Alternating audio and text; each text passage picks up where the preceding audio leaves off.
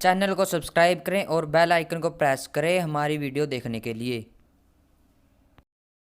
लोकतंत्र नया नया है और दूसरा लोकतंत्र में वोट बैंक की पॉलिटिक्स है और दलाल और मक्कार और लालची इस देश के नेता हैं। जिसको भी ये वोट देंगे वो इनकी नाजायज मांगों को मानेगा। इसलिए इस देश की विपक्ष व्यवस्था, इस देश का कानून, इस देश की पुलिस के सामने कमजोर पड़ती है। अगर लॉ एंड ऑर्डर है, पुलिस के पास यह मैंडेट है सख्ती से कानून को नाफिज करना है, तो फिर इस देश में बहुत सारी सरकारें किस वजह से और इस डर से उसको सही तरह इंप्लीमेंट नहीं करना चाहती, यह समझ में आने की बात है। वापस वहीं आता कि तबलीगी जमात इसने किया क्या है, इसका एजेंडा क्या है। यह तबलीगी जमात सऊदी अरब में बैन है, जहां मक्का है, जहां मदीना है। हमें हमारे मौलवी साहब ने अलीगढ़ मुस्लिम विश्वविद्यालय में पढ़ाया, उसमें क्या कि यह तबलीगी जमात उस वक्त तक तो ठीक थी जब कुरान मजीद रिटन फॉर्म में नहीं था और लोगों को कुरान के बारे में पता नहीं था। यह जगह जगह जाते थे और कुरान के बारे में बताते थे, लेकिन जब से रिटन फॉर्म में कुरान आ गया, तबलीगी जमात का कोई भी सदस्य सऊदी अरब के अंदर अगर तबलीग की करता हुआ मिल गया, उसे जेल हो जाएगी। यह तबलीग क्या है? इस तबलीग का मतलब होता है मजहब का प्रचार, मजहब का प्रचार करने वाला तबलीगी।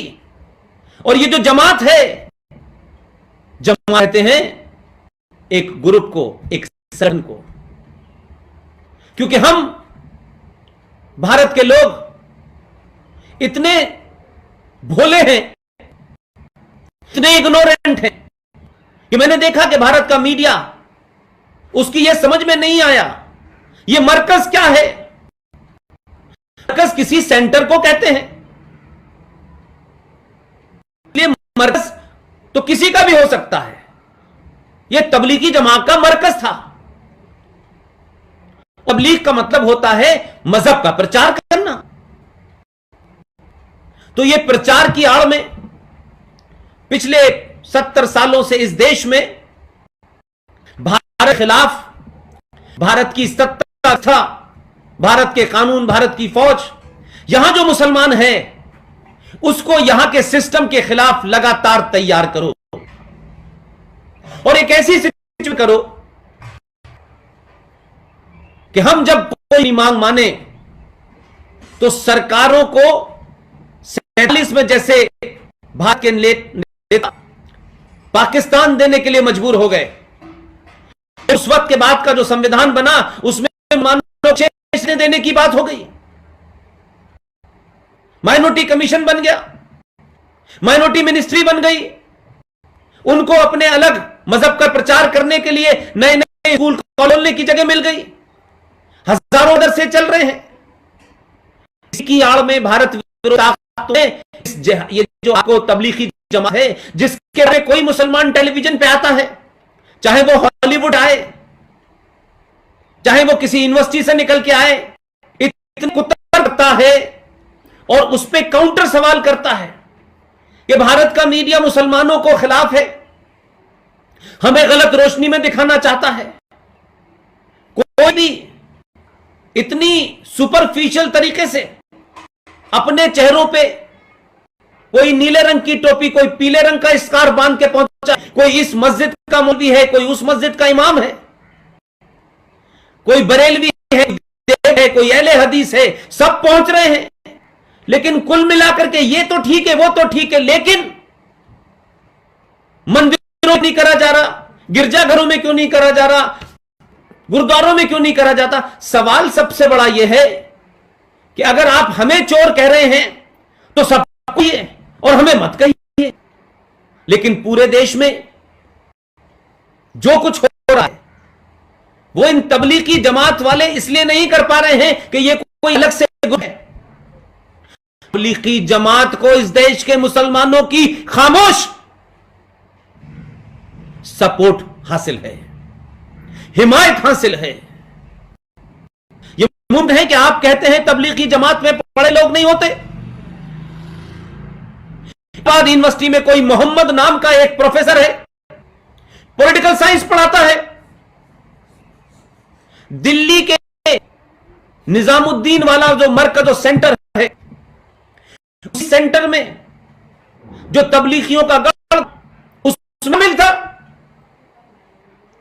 शामिल होने की तो कोई बात नहीं है, तो जाकिर हुसैन भी रहे, मौलाना आजाद भी शामिल रहे हैं, फरीदी साहब भी रहे हैं, अली ब्रदरान भी शामिल रहे हैं। लेकिन सवाल यह है कि 10 मार्च को दिल्ली से ट्रेन से गरीब रथ से इलाहाबाद जाता है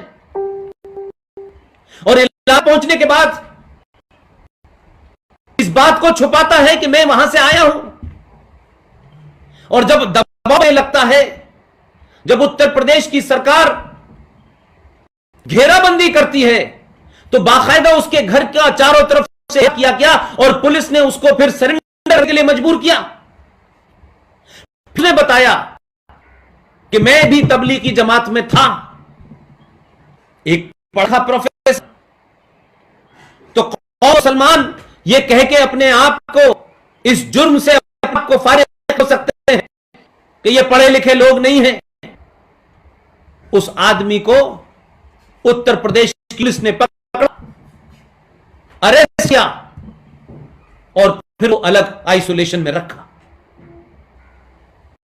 जिन लोगों को यह गलतफहमी है, जो ये समझते हैं कि आज ये संकट निकल जाएगा, भारत ने हजारों संकट देखे हैं और हजारों संकट से निकला है भारत।